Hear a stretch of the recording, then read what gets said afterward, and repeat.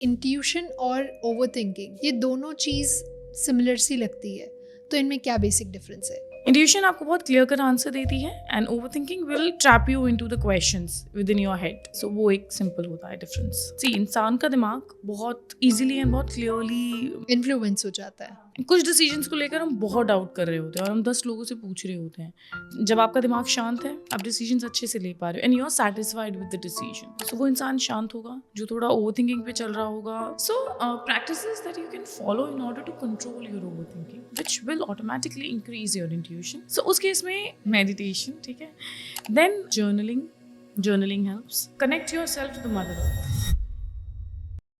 क्या कभी आप लोगों के साथ भी ऐसा होता है कि आपकी अंदर की आवाज़ कुछ और कह रही है, पर आपका जो दिमाग है वो आपको रोक देता है कि अरे रुक जा, क्या पता ये डिसीजन गलत हो, क्या पता ये आगे जाके कोई प्रॉब्लम क्रिएट कर दे।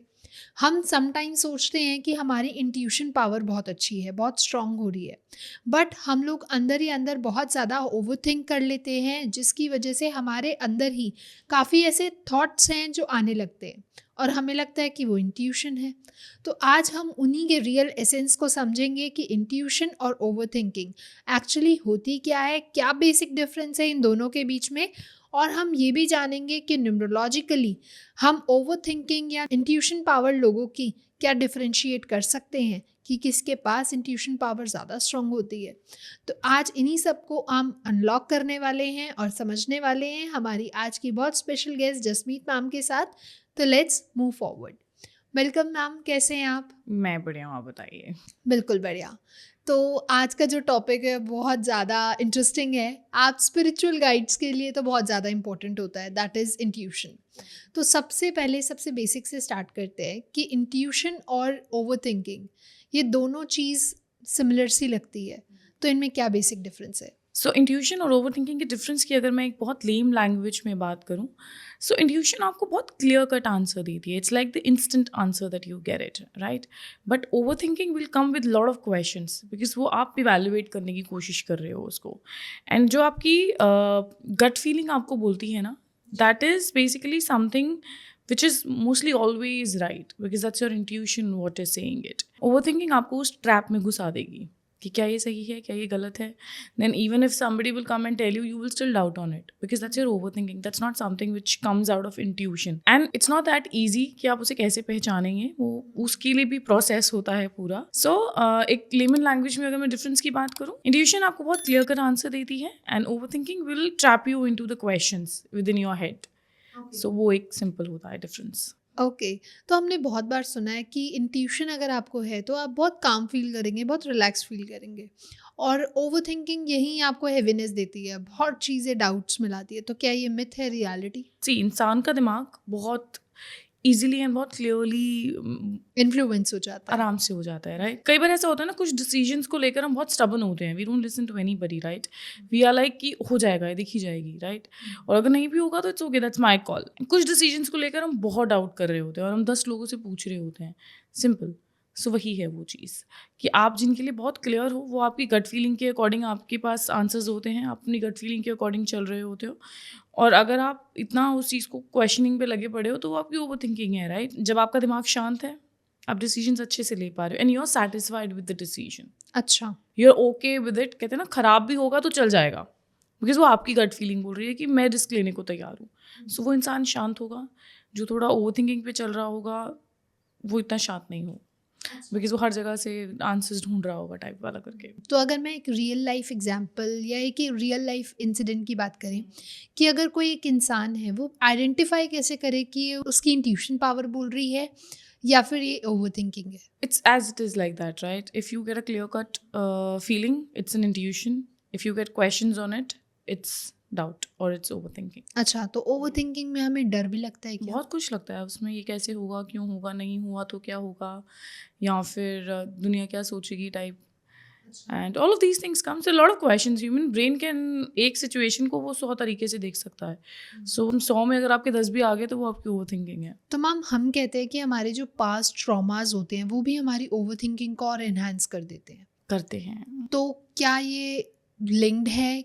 कैसे ये प्रोसेस होता है? सी, ह्यूमन जो है वो अपने पास की चीज़ों से या तो सीखता है या तो उसे लेकर बैठा रहता है या तो उसे डरता है, सिंपल है। जी। अब जो इंसान उससे सीख कर आगे बढ़ेगा वो रिस्क लेने के लिए तैयार होगा।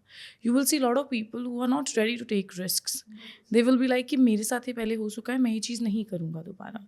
कुछ बोलते हैं मेरे साथ ये चीज़ हो चुकी है तो इसको मैं इस तरीके से नहीं करूँगा। डिफरेंस है राइट दोनों स्टेटमेंट्स में। सो अब नाउ अगर फॉर एन एग्जाम्पल कितने लोग हैं they don't give up, you know, heart is very clear कि उन्हें वो चीज़ करनी है चाहे किसी भी तरीके से।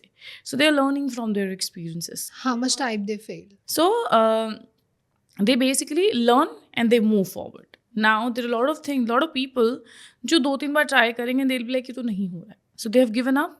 अब now in future ऐसा तो है नहीं, लाइफ बहुत लंबी है right. There will be times when you will have to do the same things and it can be anything. अब आप उस चीज़ में मूव फॉरवर्ड अगर डर कर रहे हो देन अगर आपकी इंट्यूशन भी बोलेगी तो वो भी इम्पैक्ट हो जाएगी, बिकॉज आपने डर लिया है आप उसके आगे। You will have to trust the process basically. आपके जो पास्ट ट्रॉमास हो गए, आपकी जो लाइफ में सिचुएशंस आपके साथ होती हैं, जो भी लाइफ में आपको लर्निंग सिखाने आती हैं, अगर आप उनको होल्ड ऑन करके बैठे रहते हो या फिर अगर आप ये सोचते रहते हो कि यार मेरे साथ क्यों हुआ टाइप करके, जी। सो वो चीज़ आगे जाके आपके लिए फियर बनेगी। Because life is very long. There will be times when you will have to go through the same kind of situations.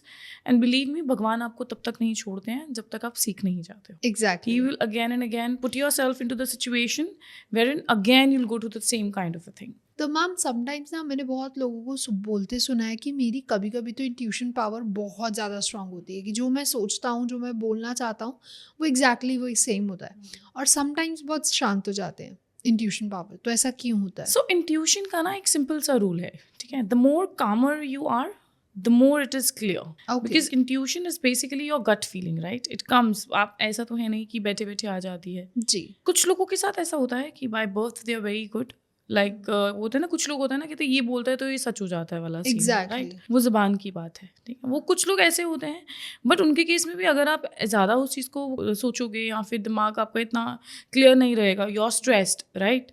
सो आपकी intuition will not work. So you will have to have a very calm brain. कहते हैं ना कि आपको अपना mind, soul and body align करना होता है in order to get in to this intuition power. So जितने भी अगर आप ऐसे लोगों से मिलोगे, specially for the people who are from occult, right, their work is basically intuition based. Few of the practices are entirely intuition based. So अगर उनका दिमाग शांत नहीं है, अब ऐसा है कि वो खुद ही अपनी लाइफ में बहुत सारी चीज़ों से स्ट्रगल कर रहे हैं and they don't know how to cut the cords. It's not like that कि हम रहते नहीं हैं stress, there are lot of things in our lifes also, right? But at that particular time you just calm your brain and you said कि सारी life एक तरफ और ये काम एक तरफ वाला सीन करके। So your mind, body and soul basically अगर वो प्रॉपरली अलाइन नहीं है और आपने डिस्कनेक्ट नहीं करा है from your problems, from your life struggles जो आप उस टाइम पे गो थ्रू कर रहे हो, सो वो कहीं ना कहीं आपकी इंट्यूशन इम्पैक्ट करेगा। अच्छा। सो वो चीज़ एक बहुत इंपॉर्टेंट है, बिकॉज सी ओवर थिंकिंग कब आती है? When the answer is not clear. Exactly. And answer will only be clear when your head and your mind is very clear. तभी आप सुन पाओगे ना। कहते हैं ना कि दुनिया की आवाज़ें सुनना तो बहुत आसान है, अपने अंदर की आवाज़ सुनना सबसे मुश्किल काम है इस दुनिया में। बिल्कुल सही। सो उसका इंटरलिंक्ड वही है बस। तो मैम जैसे अभी आपने कहा कि ओवर थिंकिंग या इंट्यूशन पावर ऑकल्ट एक्सपर्ट्स के लिए सबसे ज़्यादा मेन होती है इंट्यूशन पावर। तो क्या न्यूमरोलॉजिकली एज अगर हम देखें तो क्या कुछ नंबर्स ऐसे होते हैं जिनकी इंट्यूशन पावर बहुत ज़्यादा इम्पैक्ट करती है या बहुत अच्छी होती है, और कुछ लोगों को ओवर थिंकिंग मिलती है उनके नंबर्स से? सो अगर मैं न्यूमरोलॉजिकल वाइज बात करूँ, सो ऑब्वियसली न्यूमरोलॉजी है तो ऐसे पावर्स के साथ तो आती है वो चीज़। Exactly. So now when I talk about the numbers who are very good when it comes to intuition, entirely intuition. So that will be number 2, the number of moon, right? Number 7, number of Ketu, and number 9. इन तीनों की जो intuition power होती है बहुत strong होती है। अच्छा। सो अगर आपके पास ये पॉजिटिव ट्रेट है आपकी लाइफ में, राइट? जी। अब नाउ अगर आपको वो इवेलुएट नहीं करना आता है, so that will become your negative trait. Okay. Right, it's simple, right? Excess of anything is not good. Now number 2 है, उसके पास इंट्यूशन है, बट कहते हैं ना कि ओवर थिंकिंग भी उसी के पास ही है। अच्छा। क्यों? क्योंकि आप इमोशंस कंट्रोल नहीं कर पाओगे, so you will over think. So if you know how to balance your that particular energy, you will master in it. Balance is the key, right? So वो सेम चीज़ है। नंबर 7 के साथ भी same चीज़ है, because Ketu का number है। सो केतु के पास head नहीं होता है तो बॉडी होती है, तो वो पावर थोड़ी इनहांस होती है उसके पास इंट्यूशन की। Same goes for number 9। Number 9 any which ways बहुत ज़्यादा इंट्यूटिव नंबर होता है। सो उनकी जो इंट्यूशन पावर है वो बहुत स्ट्रांग होती है, अच्छा। बट बोला जाता है कि आप अपनी एनर्जीज को बैलेंस करें। जिसमें बोलती हूँ राइट कि नंबर 2, नंबर 7 और नंबर 9 तीनों को, नंबर 2 और 7 को बेसिकली फॉर मेडिटेशन, नंबर 9 को for exercise in order to balance your energies. Because number 3 Jupiter का नंबर है, तो उनको बहुत सारी चीज़ों की नॉलेज होती है राइट। सो वो जी। अपनी गट फीलिंग को क्वेश्चन करना शुरू कर देते हैं। So when you master what the god has given it to you, उस चीज़ का बहुत अच्छे से यूज़ कर सकते हो। सो ये जो नंबर्स होते हैं इनकी इंट्यूशन पावर अच्छी होती है बेसिकली, अगर मैं न्यूमरोलॉजिकल वाइज बात करूँ तो। फॉर एन एग्जाम्पल, आप जितने भी गुरु होते हैं आप उनको अगर देखोगे तो they are ruled by 7, somewhere or the other उनकी ग्रिड में 7 होता है, बिकॉज 7 जो होता है इट्स बेसिकली स्पिरिचुअलिटी का नंबर है राइट। जी। तो उसमें इंट्यूशन आ जाती है आपके पास, क्योंकि जितना आप your connected with in your self, you can listen to your intuition very nicely, right? My father, so his logical analyzation of the skills is very good because I have 7 in my grid, so my intuition is very good. Okay. So now अगर आप किसी भी situation में अगर आप ऐसे बोलो कि ये चीज़ ऐसे हो जाएगी, दिमाग ना लगा के और अंदर से कहते ना कि वो बस it's not anything in my head, it's just coming from the inside कि हाँ ये चीज़ ऐसे हो जाए, वो चीज़ ऐसे हो जाएगी और वो होती है वैसे। And then I got into this tarot and all that also, that is also intuition based right. Exact. So ऐसे में बहुत लोग ऐसे हैं जो आपके पास आएंगे जो आपको बोलेंगे, जैसे फॉर एग्जाम्पल मेरी एक दोस्त है, she is ruled by number 9। Okay. So whatever she says it happens, she doesn't even realise. कुछ लोगों को आदत होती है ना सिर्फ बोलना है टाइप करके, and she will not even realise कि वो क्या बोल रही है। वो होता है ना कि बस बोलना है।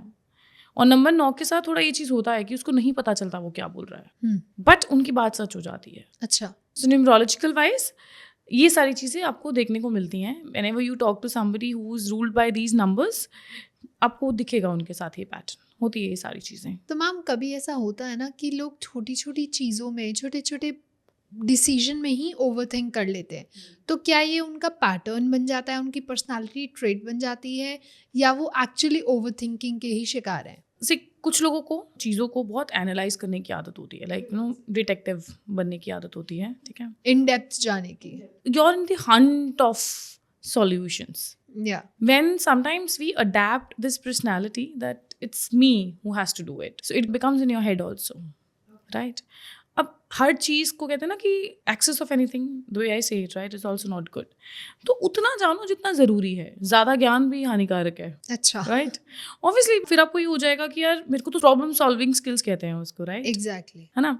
अब कुछ लोगों को लगता है कि मुझे ही करनी है, पर क्यों तुम्हें करनी है, मतलब आप अपना डिपार्टमेंट संभालो। सो वो जो चीज़ें आती है ना वो आपका, that's what I have realised, sometimes it's basically your childhood thing, you carry it from your childhood. बचपन में आपने सारी चीज़ें खुद हैंडल करी हैं, then your fear, okay, then life situations आपको ऐसा बना देती हैं, रिस्पॉन्सिबिलिटीज़ आपको ऐसा बना देती हैं। बिल्कुल सही। So, आप क्या करते हो, अब कोई भी छोटी सी चीज़ हुई, you will keep on thinking, और उसका कोई सर पैर है नहीं, कोई आपको ऐसे नॉर्मली बोल के चला गया है बस, हाँ। उसने बस ये बोला कि वो वास वहाँ से उठा के वहाँ रख दो। अब आप एनालाइज करोगे कि उसके नीचे क्या था जो उसने मुझे वहाँ से वहाँ रखने को बोला है। It is a very normal thing that the other person said it, so it becomes your personality. That's what I have realise. कुछ लोगों को बहुत ज़्यादा एनालाइज करने की आदत होती है। Some people you will be like, वो हर किसी पे शक ही करते रहेंगे। क्यों? क्योंकि आपकी लाइफ में कोई एक ऐसा इंसिडेंट हुआ जिसने आपका ट्रस्ट ब्रेक करा। Now you not able to trust the other person, now the other person is not doing anything. उसने सिर्फ नॉर्मली आपको बोला, वो तो मे बी सोच भी नहीं रहा होगा। एंड लड़कियां right, we are the masters of over thinking right. वैसे तो आजकल लड़के भी हैं, बट या स्टिल आई विल से कि लड़कियां are the masters of over thinking. बहुत बेसिक एग्जाम्पल है राइट, किसी ने कॉल नहीं उठाया, हम अगर बात करते हैं तो वो देखे ना मीम बन रहे होते हैं जो आजकल, कि लड़के तो मज़े में खेल रहे हैं और लड़कियां सोच रही है कि वो पता नहीं क्या कर रहा है वहाँ पे। That's a very basic example of over thinking. Exactly. So वो वही कहानी है कि आपके फियर, आपकी इनसिक्योरिटीज़ और आपके चाइल्डहुड पैटर्न्स जो आपके साथ चल रहे हैं, sometimes that becomes a reason of your over thinking, and then many more other reasons as well. तो मैम क्या ओवर थिंकिंग को कंट्रोल करके कोई अपनी इंट्यूशन पावर को बढ़ा सकता है? हाँ, बढ़ा सकते हैं बेसिकली, क्योंकि अगर आप अपनी ओवर थिंकिंग को कंट्रोल कर लोगे तो you will increase your intuition power right, क्योंकि आपकी जो हर चीज़ को एनालाइज करने की स्किल्स तो आपके पास है राइट। जी। So now what happens is कि जब आपको ये सब करना पड़ता है तो आपको बहुत सारी प्रैक्टिसेस में अपने आप को इवॉल्व करना पड़ता है। Meditation, the person who are into these practices they do meditation right. उसका रीज़न है कि आप अपना दिमाग शांत रखते हो। अच्छा। आप अपने दिमाग को ऐसे ट्रेन करते हो कि वो फालतू की बातें ना सोचकर सिर्फ पॉइंट टू पॉइंट बात करे। क्योंकि कई बार क्या होता है कि आपकी जो गट फीलिंग है उसको भी आप ओवर थिंकिंग में कन्वर्ट कर देते हो। सो उसको बैलेंस करने के लिए you do the practices, like there are lot of things that person does it in order to balance their over thinking. अब जिनकी इंट्यूशन पावर अच्छी है, right, it will get better obviously, because आपने over thinking control कर लिया है। Not everybody has intuition powers, exactly. But ऐसा नहीं होता है कि कभी किसी की लाइफ में उसकी गट फीलिंग नहीं बोलती है। हर बंदे की लाइफ में अपने वक्त में कई बार हम डिसीजंस ऐसे ले लेते हैं, राइट, वो हमारी इंट्यूशन ही होती है। And we all have it, some has it more, some are blessed with it, some has explored it, some doesn't even know कि उनके पास वो चीज़ है। क्योंकि भगवान आपको देता सब कुछ है, ऐसा तो है नहीं कि एक इंसान के पास कुछ ही नहीं है तो एक के पास नहीं है, बट कितनी क्वांटिटी में आपके पास है दैट डिपेंड्स, राइट। सो आप कर सकते हो अगर जिनकी intuition powers are strong. So if you do meditation, if you do other practices, then you increase it by that. तो मैम बोला जाता है ना कि ऑलवेज फॉलो योर गट, कभी गट झूठ नहीं बोलती, लेकिन अगर गट फीलिंग ही आपकी कंफ्यूज हो तो आप क्या करेंगे? आप मेडिटेशन करिए, then you will have a clear gut, because आपका गट जो आपको कह रहा था उसने तो कह दिया, हाँ। अब now it's your brain, right.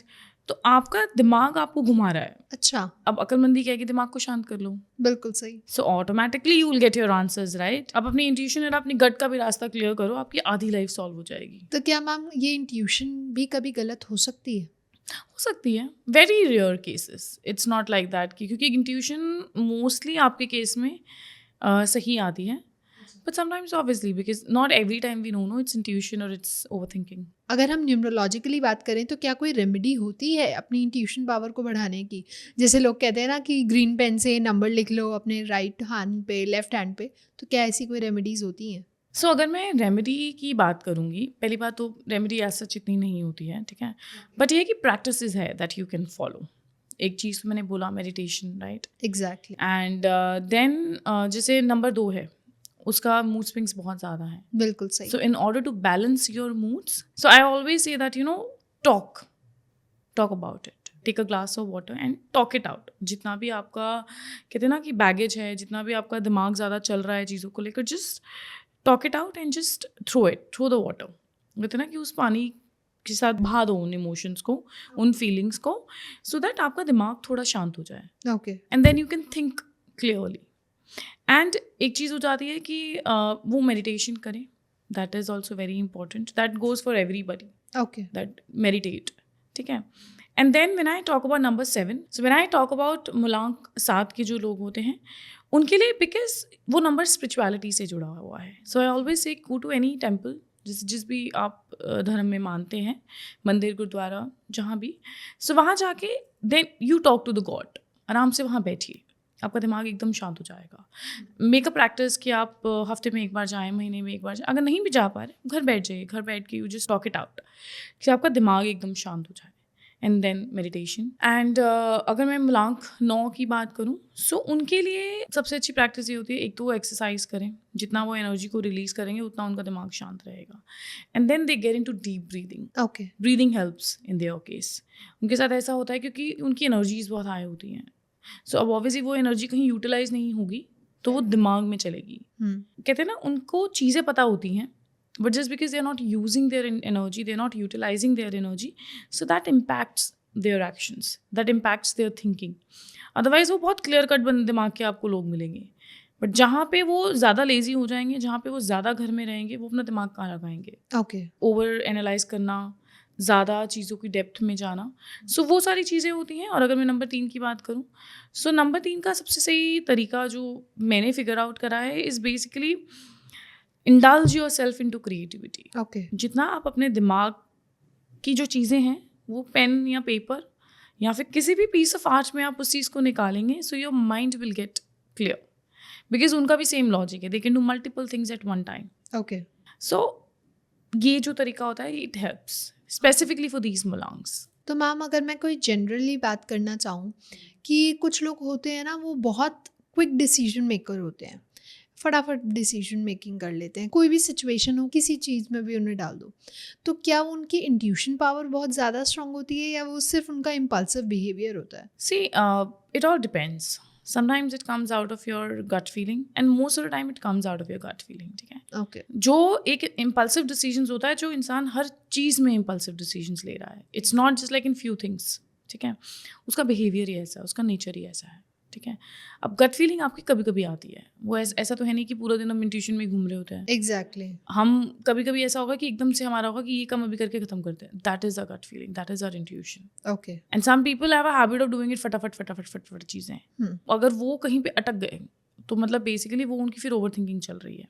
So it all depends. It is not, there is no answer for this particular thing कि हमेशा आपकी गट फीलिंग बोल रही है या हमेशा आपकी ओवर थिंकिंग बोल रही है, because it is all situation based and human nature based. We all have different kind of natures and behaviors. तो मैम जैसे कि अभी हमने बात करी थी इंट्यूशन की, हम आपने प्रैक्टिसेस भी बताई पर्टिकुलर मूल्यांकन के वाइज, तो अगर मैं एक जनरल प्रिडिक्शन या जर्नल आपकी प्रैक्टिसेस मानना चाहूँ या कोई रेमेडी जानना चाहूँ कि अपनी इंट्यूशन को और कैसे इन्हांस कर सकते हैं और कैसे एम्पावर कर सकते हैं, तो आप क्या बताएंगे? So, practices that you can follow in order to control your overthinking, which will automatically increase your intuition if your intuition powers are good. Okay.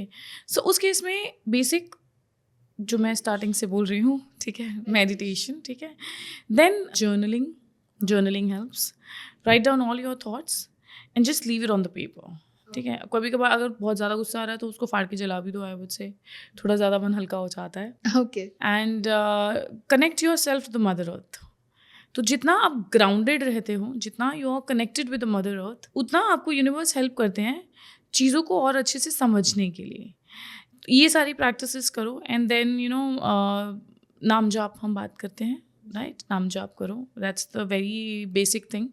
जो इंसान मेडिटेशन भी नहीं कर पा रहा है वो बैठ के नाम जाप ही कर ले, that is also a meditation. Exactly. ठीक है, अगर आप कहीं होता है ना, कई लोग बोलते हैं मैं आंखें बंद करके नहीं बैठ कर पाता हूँ या मैं एकदम शांत होके नहीं बैठ पा, इट्स ओके, मन में नाम जाप करो. You don't have to do, if you're not able to do it, automatically you will come to a stage where you will be able to do it. जैसे मेरी लाइफ में ये चीज़ थी, मैं शांत नहीं बैठ सकती थी. मेरे साथ ये बहुत मेजर प्रॉब्लम थी और मेरे ऊपर लिटरली बेट भी लगती थी कि अगर जसमीत को 1 घंटा भी चुप बिठा सकते हो तो हम मान जाएंगे. ठीक है, बहुत सारे ऐसे लोग हैं. हाँ, मतलब वो है. हाँ, सो when I got into these things, now I love to sit alone. And it's not like that कि मैं overthinking कर रही हूँ या मैं कुछ, मेरा कुछ दिमाग चल रहा है या कुछ. अब अगर आप मुझे बोलोगे कि जसमीत ये प्रॉब्लम है, इस सिचुएशन से कैसे निकलना है, पहले क्या होता था, बात करके उसका सॉल्यूशन निकालते थे. अब आप शांत होकर उसका सॉल्यूशन निकालते हो. So that is the difference that you will see. Okay. And it is not like that overnight हो जाएगी वो चीज़, वो प्रोसेस है पूरी that you have to gradually चीज़ें डेवलप होंगी. लाइक मेरे साथ it's 2026, right? I started in 2021. मुझे 5 साल लग चुके हैं इधर तक पहुंचने में जी. सो आई नो कि now how my brain and how my life works. You are more subtle, you are more patient चीज़ों को लेकर. और इस केस में आपके साथ एक चीज़ और होती है. हाँ जी. कि अगर आपने कोई चीज़ करी जी और अगर वो नहीं हुई, सो you will have a believe on the process. पहले हम लोग रिबेल करते थे कि क्यों मेरे साथ, क्यों. We put your self in to that victim stage. Now we said कि जो भी हो रहा है वो अच्छा हो रहा है. सो हाँ, सो अगर आप इन सब चीज़ों में जाओगे तो you will have a lot of faith on the universe because you are connecting to the universe. आप सारी प्रैक्टिसेस करके आप अपने आप को शांत कर रहे हो. सो हम ये चीज़ बोलते हैं ना कि एक बार सरेंडर करके तो देखो आपको लाइफ क्या क्या चीज़ें देती है इन रिजल्ट में, इन अ रिजल्ट फॉर्म. सो वो आप ये चीज़ करके देखो. आप जितना भगवान से जुड़ोगे, जितना आप स्पिरिचुअलिटी से जुड़ोगे, जितना आप अपने आप से जुड़ोगे. और इसका मतलब ये नहीं होता कि गुरुद्वारे जाओ, मंदिर जाओ, या फिर ना कई लोग बोलते हैं कि हम तो गुरुद्वारे नहीं जाते हैं, मंदिर नहीं जा. It's okay, it doesn't matter much as long as आप किसी का बुरा नहीं कर रहे हो, आपको पता है आप क्या कर रहे हो. टाइम नहीं है, दैट इज़ परफेक्टली फाइन. घर बैठ के 10 मिनट शांति से बैठ जाओ, चीज़ें ऑटोमेटिकली होनी शुरू हो जाएंगी. एंड वो 10 मिनट, 15 मिनट, 1 घंटा, 2 घंटा कब होगा आपको पता भी नहीं चलेगा. बिल्कुल सही. डिपेंडिंग अपॉन द रिक्वायरमेंट, आपकी पूरे दिन की दिनचर्या में आपके पास कितना टाइम है करने के लिए. सो ये सारी चीज़ें you can do it and you will see the difference. Life बहुत शांत हो जाए, और स्पेशली आजकल के टाइम में. तो मैम अगर अभी भी कोई ओवर थिंकिंग के ट्रैप में फंसा हुआ है तो उस लूप को कैसे तोड़ा जाए? सी, ये एक प्रोसेस है.